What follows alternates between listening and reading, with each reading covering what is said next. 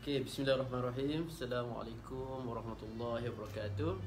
Salam hari Jumaat. Alhamdulillah kita bersama sekali lagi dalam edisi khas kaunselor bersama tetamu istimewa.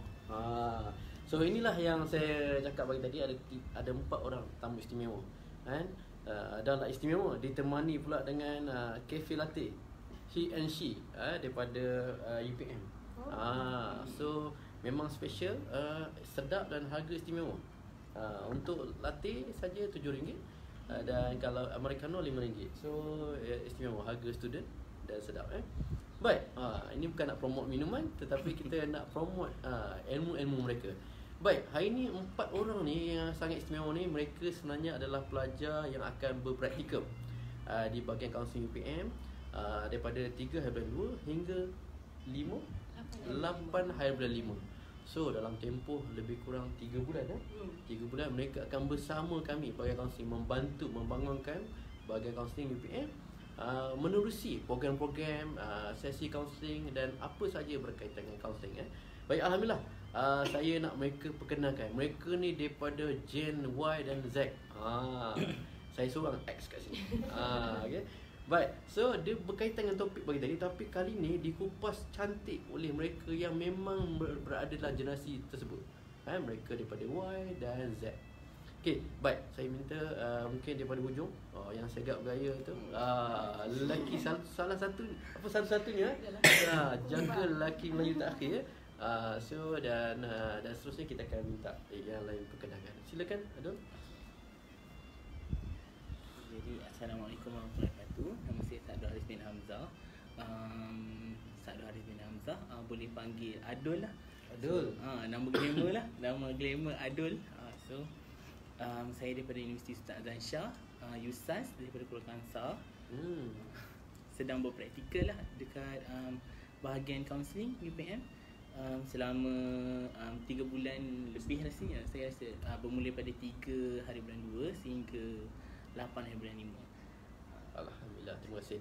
So kita mesra panggil Adul daripada USAS. Adul lah, ada apa-apa nak cerita ke pasal kelebihan, minat dalam bidang apa dan sebagainya, apa yang boleh kita sumbangkan?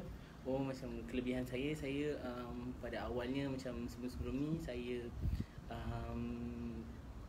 orang kata apa, terlibat dengan hal kesenian. So, macam saya join semua dengan asyik ke nyanyian. So macam saya lebih pada kesenian. Dalam masa yang sama saya ambil dalam bahagian kaunseling lah, untuk pertengahkan dalam dari segi orang kata apa, minat saya tu. Sebab saya suka berjumpa dengan orang, berurusan dengan orang, dan juga menyelesaikan, bantu orang selesaikan masalah lah. Menarik, thank you Adul. Orang yang orang kata apa, yang mahir dalam seni. Okey, teruskan. Okey, Assalamualaikum. Nama saya Nurul Ilham, ataupun orang nak panggil nama manja Ilham.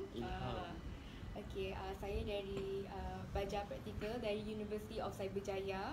Juga melakukan internship di sini. Starting 3 Februari sampai 24 bulan April. So saya habis 2 minggu sebelum yang lain di sini. Kalau nak tanya pasal kemahiran, saya rasa saya lebih mempunyai empathy dan communication skills yang tinggi lah. Saya lebih mendengar, memahami, boleh tolong guide apa yang perlukan untuk solve that problem. Alright, alhamdulillah, menarik. Okay, thank you Ilham. So kata apa, daripada Universiti Cyberjaya, hebat. So kita ada kata apa, ada USAS, ada daripada Cyberjaya. Alhamdulillah. Okay, Ilham mahir dari segi communication skill. Alhamdulillah. Baik, so teruskan. 2 tadi tak sabar. Okay, teruskan. Okay, bismillahirrahmanirrahim. Assalamualaikum. Nama saya Nur Ain binti Muhammad Rizal. So selalunya orang akan kenali saya dengan nama Ain Rizal. Sebab saya memang akan bawa nama ayah saya sekali lah. Anak ayah orang kata. Okay, jadi saya daripada Universiti Sultan Azlan Shah. Selalunya orang akan tanya, USAS tu apa? So kalau nama dulunya adalah QUISAS, College Islam, di Kuala Kangsar. Okay, jadi kalau nak cerita kelebihan dan kemahiran, Setiap manusia tu unik dan saya memang memandang setiap manusia ada kelebihan. Kalau macam saya lebih kepada komunikasi dan saya memang aktif daripada diploma bidang dalam program. Saya jadi pengarah program dan saya juga ada menyertai beberapa NGO dalam bagi ceramah ataupun motivator kepada student-student, terutama sekali student sekolah menengah. Kiranya kemahiran saya boleh orang kata apa, kita akan wujudkan modul sendiri dan kita akan guide dan bantu macam mana setiap student ataupun manusia mengenali diri diorang sendiri. Cik Mak, saya kenali diri anda dengan saya. Wah, hebat. Kita saja. Okey, baik. Teruskan di hujung mana? Assalamualaikum semua. Perak. Saya lahir pada tahun 1995. Jadi saya generasi Y. Generasi Y. Alright. Jadi kami menyediakan perkhidmatan bimbingan, rujukan dan juga sesi individu dan juga kaunseling kelompok. Jadi kesempatan inilah saya dan juga rakan-rakan saya ini ingin mengajak rakan-rakan di Facebook live. Jika ada sebarang isu ataupun perkongsian yang ingin rakan-rakan Facebook ingin sharekan bersama kami, jadi boleh hadirlah di bahagian kaunseling untuk rujukan kami semualah. Okey, baik. Alhamdulillah. Okey, so dah pusingan pertama. Boleh minum kan. Tu dia orang cakap tadi orang gugup, tapi tengok bila bercakap peta memang kalah kaunselor. So memang Ain ada kelebihan dari segi buat modul dan juga ada pengalaman untuk menjadi yang kata apa macam motivator lah, sekolah-sekolah dan sebagainya. Begitu juga Farah. So masing-masing ada kekuatan yang sangat bagus yang memang kami perlukan di bahagian kaunseling PAM.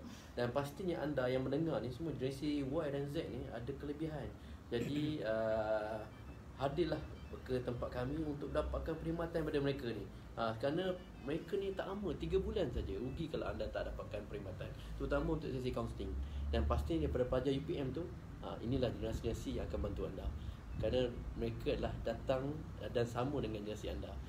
Baik, so ini yang pusingan kedua ni, ini yang penting ni. Saya nak tuan-tuan dan puan mungkin berminat nak tahu topik apa saya bawa 4 orang ni. Topik itu menceritakan mengenali generasi Y dan Z. So di antara sini mana Y mana Z? Gen Y ada? Saya Gen Y. Gen Y. Jadi 3 orang Gen Y lah. Ilham. Seorang Gen Z. Gen Z. Ini kira macam 3-1 ni ya. Tak apa. Z tidak seorangan, saya X seorang. Gen X. Okey, tak apa. Okey, mungkin kita dalam masa yang ada ni, mungkin saya akan lontarkan satu soalan kepada masing-masing. Boleh Boleh. So kerana mereka pun yang menonton ni mungkin tak sabar untuk pergi ke solat Jumaat. Jadi kesempatan ini kita sementara menunggu khutbah, kita dapat satu santapan kata apa ilmu untuk digunakan pada mereka. Kebanyakan staff ni mereka ada anak yang Gen Y dan Z. Dan mungkin pelajar-pelajar UPM nak tahu tentang diri mereka yang datang ni generasi yang sama. Okey, saya nak tanya Adul boleh tak cerita sikit apa kalau dah kata Y tu, generasi Y ni apa sebenarnya? Boleh ceritakan dari sudut yang kami boleh faham, generasi X dan baby booms. Yang baby boomers mungkin tak mengaku tu. Okey, silakan Adul. Okey, macam saya lah, mengikut pandangan saya lah saya sebagai generasi Y kan, siapa generasi Y tu kan.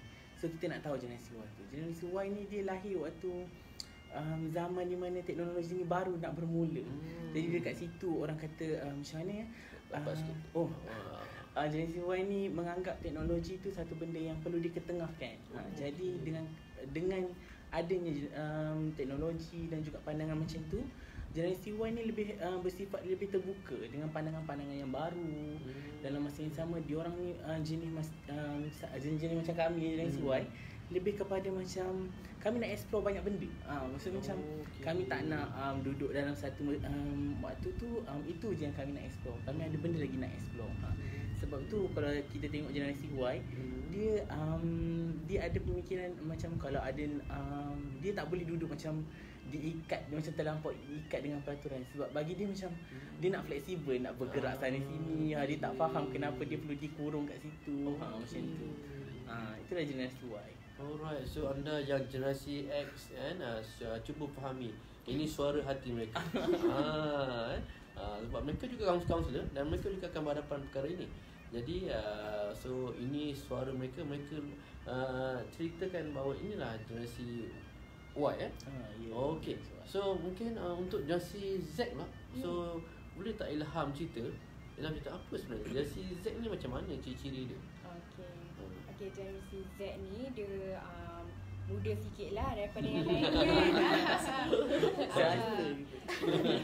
So generasi Z ni generasi Y, teknologi baru membangun. Generasi Z ni dia memang fully bergantung kepada internet, social media orang kata kan. Tipulah kalau yang generasi Z ni tak ada Twitter, Instagram, Facebook. Kita ada multiple social accounts. Kita akan luahkan a lot of our ideas, our feelings into social media kan. And then also generasi Y ni more to independent juga. Generasi Z also dia macam memandang atas lah kepada generasi Y kan, macam how they handle their financial ke. Kalau tengok sekarang ni generasi Z ni dia orang pandai dah nak guna social media untuk menjana pendapatan. Kita tengok orang jual IG shop kan, dia jual baju kurung ke, tudung ke, semua biasanya akhir-akhir Gen Y tu awal-awal Gen Z lah, antara golongan tu yang mula menjana pendapatan guna social media, internet orang kata. Kalau nak kaitkan dengan saya pun masa diploma, saya pun ada juga buka IG shop, jual lah pakaian muslimah. So kita pandai multitask antara belajar dengan untuk menjana pendapatan. So kita fully utilize social media. Okay, menarik. Okay, Ilham. Okay. Jadi mungkin sikit sebanyak saya faham kenapa generasi yang Y dan Z yang bekerja di sektor, terutama sektor kerajaan ni ataupun swasta, mereka tidak boleh kekal lama kerana banyak dikongkong. Nak kena ada patron masuk per 85. Sedangkan mereka boleh dapat mungkin boleh buat freelance, buat Grab ataupun Foodpanda, ataupun boleh buat design macam kata boleh jual, duduk kat rumah buat packaging kan, dropship, dapat untung, dapat bulan-bulan 20,000 kan. Sebab macam saya, pengalaman saya kan, walaupun kita sibuk dengan dia buat diploma, macam saya diploma, masuk degree, kita buat degree dalam masa yang sama, saya tak terus tumpu pada tu saja. Maksudnya saya macam saya melibatkan diri juga dengan aktiviti luar. Maksudnya macam sekolah, saya banyak buat coaching untuk macam jadi trainer untuk pasukan nasyid sekolah, sama-sama dengan kawan-kawan saya untuk join nasyid juga dalam masa yang sama, dan persatuan bersama. Sebab kita rasa masa kita tu bila terlampau lapar, kita tak tahu nak buat apa. Macam tu. Jadi kita fleksibelkan diri kita dengan join benda-benda yang kita mampu. Macam ada kelebihan ke arah tu, so kita join buat benda tu lah. Okay, alright. Thank you Adul. Okay, but so saya nak tanya pula dari sudut lain pula Okay, Ain okay, ada tak yang rasa macam tidak happy ataupun mungkin nak bagi tahu generasi X yang so ini tak apa, luahan yang bagus. Ini ilmu untuk mereka yang buat generasi X. Ada tak apa yang macam pendaman atau generasi Y ni sebenarnya dia tak suka ni, tapi generasi X tak faham. Boleh tak kongsi sikit? Okey, terima kasih dengan soalan yang sangat membunuh saya. Kerana terlalu banyak pendaman. Okay, silakan. Okey, contoh kalau yalah, soalan saya sangat suka soalan tu, di mana kita menyampaikan kepada generasi X tu sendiri. Contoh kalau macam saya, sejujurnya perkara yang saya tak suka adalah bila mana menyamakan golongan orang kata apa, orang panggil anak dara sekarang dengan dulu. Contoh kalau macam dulu, orang kata apa, gadis-gadis zaman dulu dia tak terlalu aktif kan. Dia orang kata apa, dia ada banyak masa untuk kat rumah. Belajar tinggi-tinggi pun nanti akan duduk kat dapur. Jadi you kena pandai masak dan sebagainya. Tapi kalau saya memikirkan zaman sekarang adalah zaman yang maju, yang mana perempuan pun akan ke depan. Kan perempuan pun boleh lincah dan orang kata kita boleh kejar lelaki. Macam tu kan. Jadi bila masih menyamakan macam contoh pengalaman saya, adalah kadang-kadang di kalangan-kalangan yang belakang dia macam, alah Ain belajar tinggi-tinggi pun nanti duduk dapur juga. Saya macam okey, tapi itu bukan pemata semangat untuk kita jauh membina kehidupan yang lagi tinggi. Sebab ayah saya sendiri dia selalu cakap dengan saya, perempuan pun boleh pergi jauh lagi tinggi. You boleh jadi pegawai, you boleh jadi ketua. Jadi bila orang mematahkan macam tak payah orang perempuan duduk kat dapur pakai kain batik. No, kat rumah boleh pakai skirt, okay? You boleh bergaya lagi. Saya suka dengan benda yang masih ikut adab. Kita ada adab kan. Kalau orang ke dapur, kita ke dapur. Tak semestinya awak pegawai, awak duduk kat depan. Tapi kita balance. Saya suka benda yang balance. Saya nak sangat makcik-makcik di luar sana memahami orang kata perempuan-perempuan yang still walaupun berkejaya, dia masih ada dia punya balancing hidup dia. Itulah kalau boleh diorang boleh faham. Menarik. Okey, berkenaan dengan isu ni menarik nak tanya, adakah si Y suka ditanyakan soal kahwin? Ataupun si Y sekarang ni dia tak suka macam dulu, memang umur 25 wanita kena kahwin. Kan sebelum tu kalau tak jadi anak dara tua dan sebagainya, itu pandangan masyarakat. So nak tanya pada masyarakat pula Gen Y. Okey. Saya selalu membincangkan benda ni dengan mak saya. Mak saya ni orang kata ibarat kawan baik saya. Ayah saya penasihat saya. Okay, saya selalu cakap dengan mak saya, saya bukan orang yang jenis suka memikirkan remeh temeh. Okey, kalau isu kahwin, makcik-makcik tanya, sometimes diorang bergurau. Okey, dan sometimes memang diorang teringin nak tengok kita kahwin, siapa suami kita dan sebagainya. Jadi awak orang yang ada educated, awak orang yang ada ilmu yang tinggi, kenapa perlu ambil benda tu sebagai satu benda yang negatif? Kenapa tak tukar setuju? Contoh, generasi Y sekarang ni umur 25, umur yang ideal untuk berkahwin. Okey, jadi kalau saya suka tukar benda sebagai joke. Boleh tahun ni doakan je. Ada calon dah. Doa lah, sebab tu suruh doa. Kan bila kita akan bermesra. So dekat situ tak ada gap yang inilah budak zaman sekarang.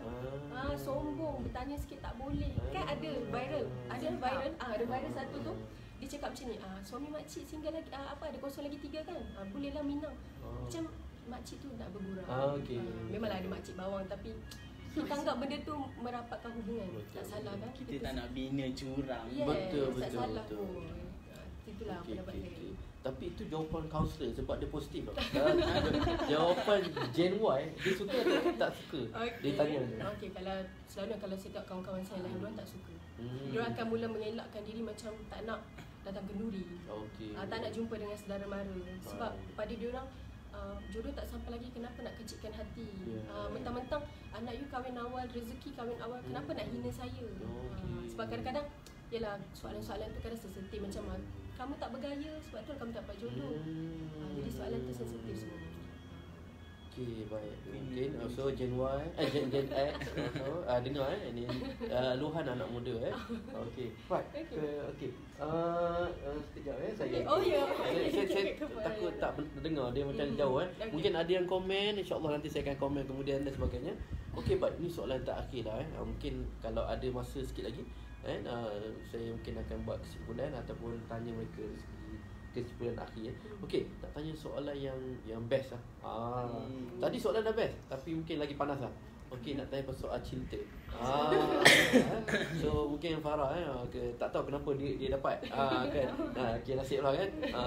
Jadi okey, cinta zaman millennial Gen Y ataupun Z, mungkin Ilham jawab So bagaimana kaedahnya atau mereka gemar bagaimana?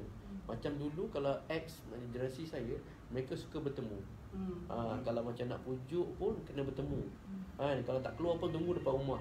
Ataupun besok pun kena mengadap juga dan sebagainya mereka. Tapi kini saya tak tahu, mungkin melalui WhatsApp, Instagram ataupun cara nak approach mereka, cara nak pujuk dan berkahwin, approach kan macam mana. So saya nak mengenali Gen Y dan Z ni bagaimana dalam topik cinta. Okey, terima kasih dengan soalan tu. Nervous pula pasal cinta kan. Pasal cinta, macam mana generasi Y ni mungkin macam mana nak tackle, nak meluahkan dan sebagainya. Apa yang saya nampak lah kan daripada generasi Y ni, dia lebih kepada mungkin dulu balas-balas surat. Okey, dulu kan. Sekarang kita lebih kepada media sosial lah. WhatsApp, mungkin Instagram dan sebagainya, media sosial. Okey, nak kata berjumpa tu still ada lagi lah kan berjumpa secara duduk dekat kedai makan ke, pergi tengok wayang ke dan sebagainya lah. Itu still ada lagi lah kan.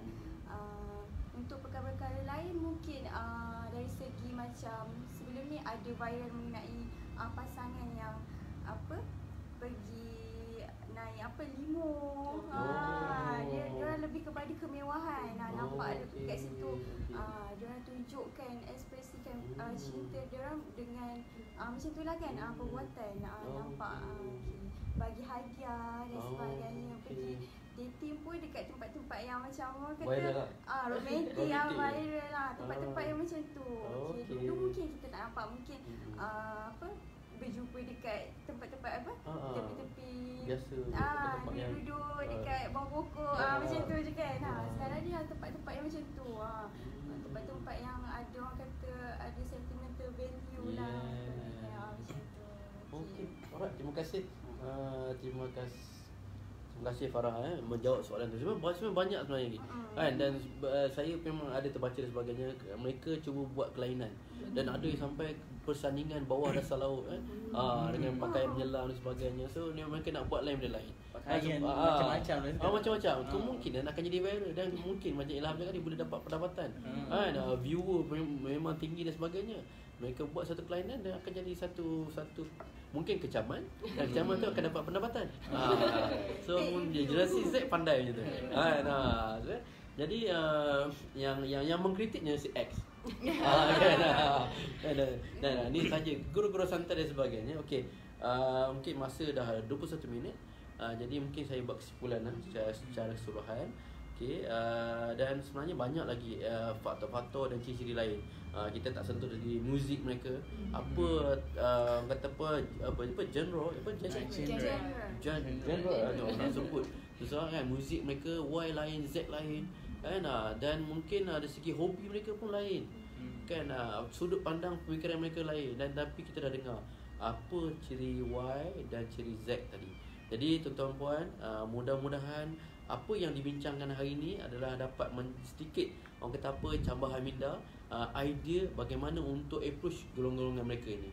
Mereka memudahkan kita generasi X dan baby booms, macam tadi sudut kahwinan. So jadi pilihlah soalan topik yang sesuai supaya mereka datang hadir ke Kenuri. Kalau tidak mereka kecil hati. Sebab mereka sekarang ni boleh siapa-siapa pergi tolong kau live kan ataupun masuk YouTube, kita boleh tengok suasana Kenuri dan sebagainya. Dan kita nak ada benda yang masih lagi kekal, iaitu hubungan interpersonal tu dengan masyarakat dan sebagainya. Kita tak nak mereka hanya berada di bilik dengan hanya media sosial. So itu saja daripada saya. Mudah-mudahan pertama niat saya adalah memperkenalkan mereka. Mereka akan berada di bagi kaunseling selama 3 bulan. 3 bulan. So gunakan kepakaran mereka ni. Mereka macam-macam. Sebab tu kami interview dan kita ambil mereka.